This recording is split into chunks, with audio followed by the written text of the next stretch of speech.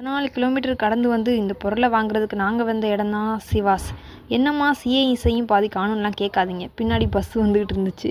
சரின்ட்டு உள்ளே போனால் பலவிதமான பொருட்களை பாலிஷ் போட்டு வச்சுருந்தாங்க. பார்த்ததுமே ஒரே குஷி ஆகிட்டு, அதுலேயும் அந்த ட்ரெஸ்ஸிங் டேபிள்லாம் வாங்குறதுலாம் என்னோடய ட்ரீம்னே சொல்லலாம். இருந்தாலும் நாம் அங்கே வந்தது இதுக்கு இல்லைன்னு மனசை தேத்திட்டு ஏர் கூலரை நோக்கி போயாச்சு. ஏன்னா இதைத்தான் நாம் வாங்க போகிறோம். இருக்கிறதுலே லோ பட்ஜெட்டில் வாங்குறது தான் எங்கள் பிளானு. ஸ்டார்டிங் அமௌண்ட்டே 5000 அப்படின்னு சொல்லியிருந்தாங்க.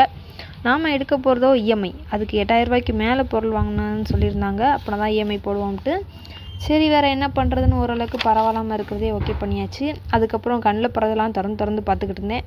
இன்னும் கொஞ்சம் நேரத்தில் இங்கேருந்து துரத்திடுவாங்க, அதுக்கப்புறம் நம்மளே கேட்டாலும் இங்கே விளையாட மாட்டாங்க அப்படின்ட்டு.